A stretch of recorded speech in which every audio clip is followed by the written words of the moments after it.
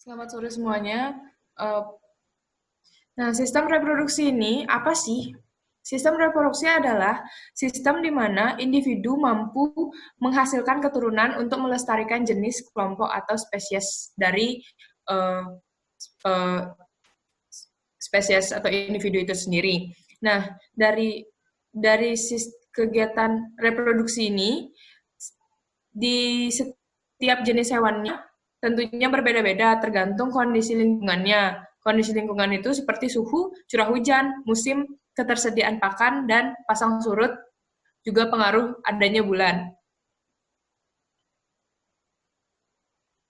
Selanjutnya, saya akan membahas tentang fungsi reproduksi. Fungsi reproduksi apa aja sih? Di sini saya bisa mengambil 5 fungsi penting reproduksi, yakni menjaga dan atau melestarikan spesies, memperbaiki atau memperbanyak keturunan, mengetahui sifat-sifat asal-usul dan hasil yang diturunkan, mencukupi kebutuhan protein masyarakat sebagai pangan yang penting untuk mencerdaskan otak, serta meningkatkan reproduksi. Selanjutnya, saya memiliki gambar contoh organ reproduksi dari ikan. Di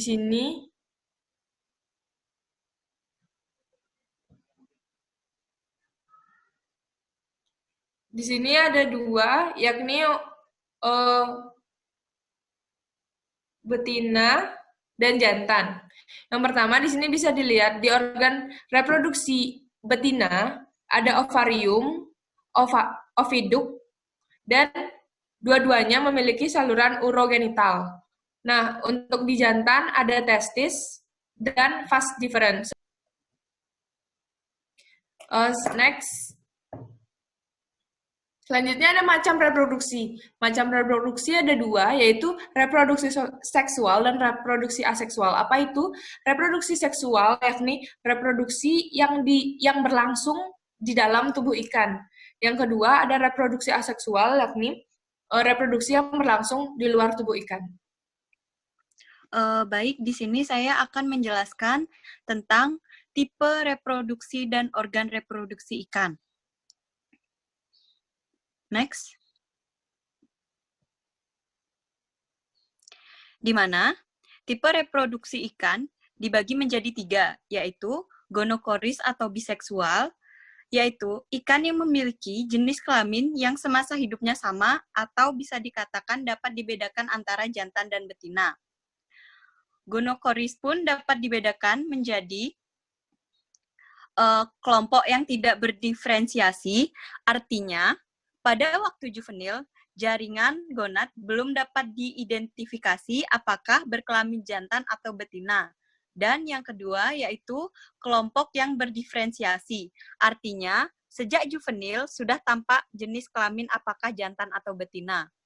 Yang selanjutnya adalah tipe hermaprodit, yaitu ikan yang memiliki 2 jenis kelamin, yaitu jantan dan betina. Yang terakhir adalah tipe uniseksual, yaitu ikan yang hanya memiliki 1 jenis kelamin dalam spesiesnya.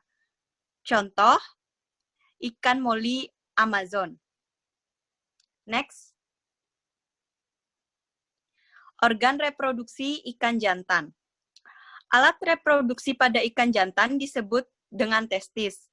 Ikan jantan memiliki sepasang testis dan memiliki saluran sperma, terdiri atas 2 lubang pengeluaran, yaitu anus dan urogenital. Ciri-ciri testis yaitu warnanya putih kekuningan dan memiliki tekstur halus, lonjong, licin, kuat, lebih kecil daripada ovarium, terletak pada dinding dorsal bagian tubuh, berat dapat mencapai 12% dari berat tubuh ikan atau lebih.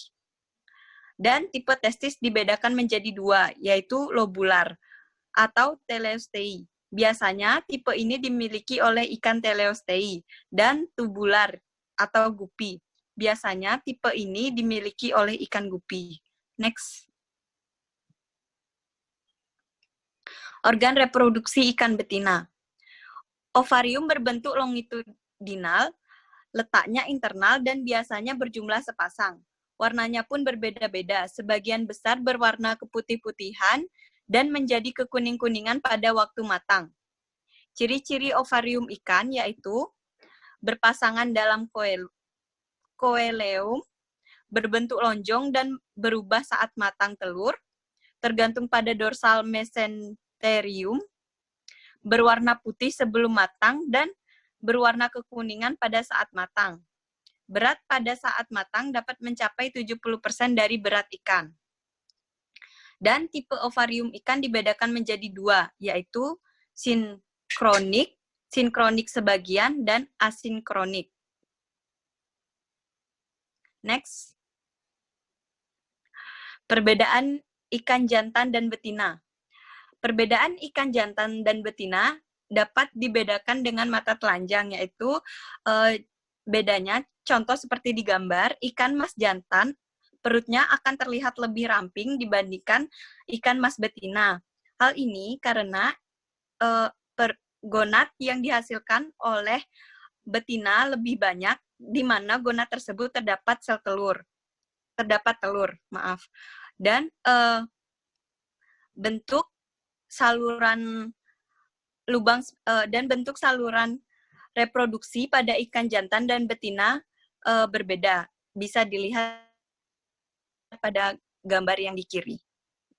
Presentasi selanjutnya disampaikan oleh teman saya.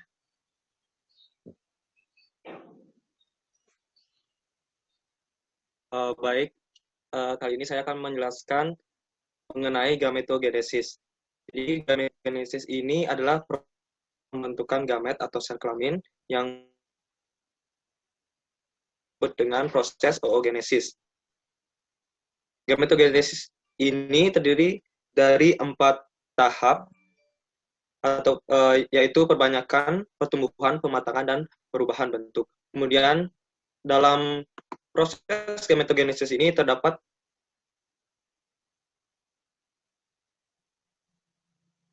pembelahan sel yang terdiri dari 2, yaitu proses mitosis dan meiosis. Next. Baik, jadi pembelahan sel tadi ada 2, yaitu yang pertama mitosis, di mana mitosis ini yaitu pembelahan sel dari induk menjadi 2 anakan, tetapi tidak terjadi reduksi kromosom. Kemudian meiosis, yaitu pembelahan sel induk menjadi 2 anakan dengan adanya reduksi kromosom.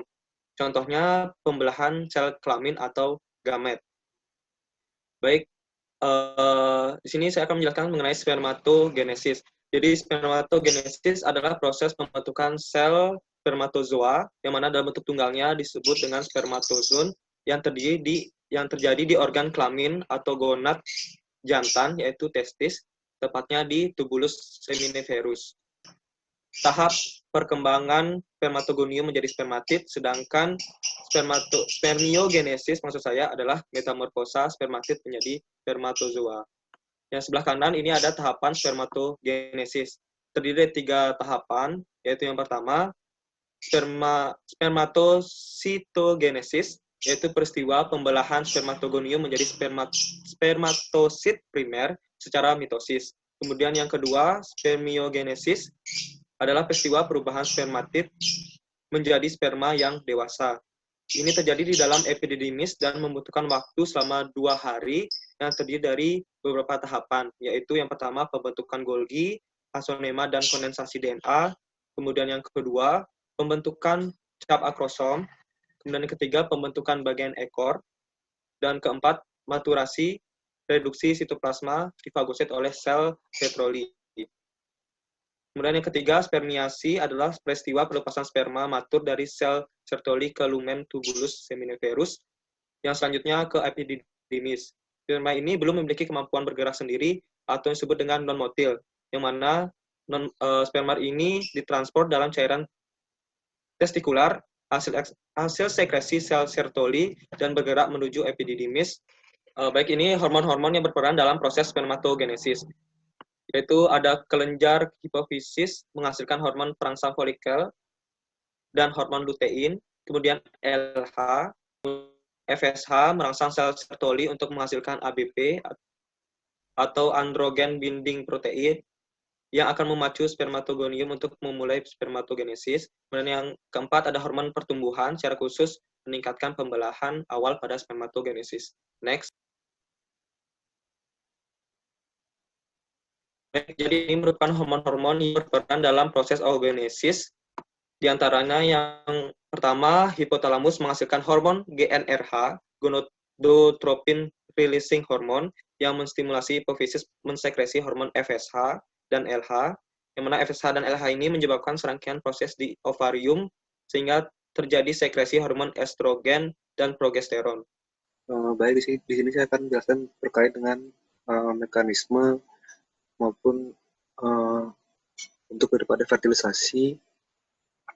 Fertilisasi sini adalah proses bersatunya oosit atau telur dengan sperma yang akan membentuk zigot. Pada proses pembuahan ini terjadi percampuran inti sel telur dan inti sperma. Kedua inti masing-masing mengandung gen, yang mana gen ini membawa sifat keturunan sebanyak satu sel atau haploid. Dan kemudian hanya ada satu sperma yang dibutuhkan untuk membuahi satu sel telur. Meskipun ada berjuta-juta spermatozoa dikeluarkan pada saat pemijahan dan menempel pada sel telur, tapi hanya satu yang dapat melewati mikrofil. Berikut adalah contoh tempat jadinya fertilisasi. Yang pertama itu ada jenis fertilisasi eksternal, di mana pembuahan terjadi di luar tubuh induknya. Jadi telur keluar dari tubuh ikan betina, kemudian akan disemprot oleh sperma ikan jantan. Yang kedua ada sterilisasi internal, di mana pembuahan ini terjadi di dalam tubuh ikan betina. Contohnya pada ikan elasmobranchi. Kemudian yang ketiga adalah fertilisasi bukal atau di dalam mulut, di mana pembuahan ini terjadi di dalam mulut ikan betina. Jadi telur yang dikeluarkan betina dimasukkan dalam mulutnya, kemudian disemprot sperma pejantan tangguh. Biasanya telur yang telah menetas akan tetap berada di mulut ikan induknya selama waktu tertentu. Ini contohnya seperti yang digambar, itu dari ikan arwana.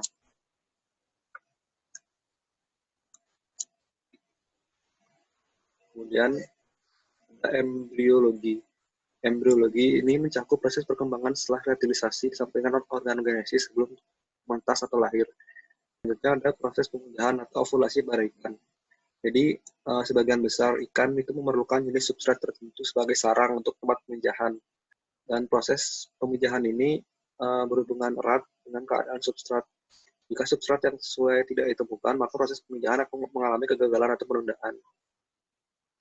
Kemudian faktor yang mempengaruhi pemijahan adalah fotoperiod, suhu, substrat pemijahan, ketersediaan makanan, faktor sosial antara individu, dan juga salinitas perairan. Berikut adalah contoh alat bantu pemijahan pada ikan. Yang pertama itu ada gonopodium, di gambar yang paling atas itu. Jadi contohnya pada ikan seribu atau Labister reticulatus. Yang kedua ada modifikasi sirip dada heterocir pada Cyanodexia untuk memegang gonopodium pada kedudukannya sehingga memudahkan untuk masuk ke ovidik betina. Yang ketiga ada sirip perut yang termodifikasi menjadi Myxoterigium atau clasper pada Elasmobranchi untuk menjamin fertilisasi secara internal. Yang keempat ada tenaculum atau semacam clasper yang terdapat pada bagian atas kepala ikan chimera. Yang terakhir ada ovopositor pada ikan Rhodes dan Careproctu. Selanjutnya, ketika proses pemijahan ini ada juga beberapa jenis sifat daripada suatu makhluk hidup dalam melakukan pemijahan. Yang pertama, di sini ada 4. Yang pertama adalah promiscuous, di mana ikan jantan dan betina masing-masing memiliki beberapa pasangan dalam satu musim pemijahan. Yang kedua ada polygamous polygyny, di mana ikan di sini, ikan jantan memiliki beberapa pasangan dalam satu musim pemijahan. Yang ketiga ada polyandry, di mana ikan betina memiliki beberapa pasangan dalam satu musim pemijahan. Yang terakhir ada monogami, di mana ikan memijah dengan pasangan yang sama selama beberapa periode pemijahan. Nah, kemudian untuk kesempatan pemijah ini, jadi ada 2 jenis waktu pemijahan bagi ikan. Yang pertama ada semelparous, di mana ikan ini memijah sekali kemudian mati. Contoh. Yang kedua ada iteroparous, di mana memijah beberapa kali sepanjang hidupnya.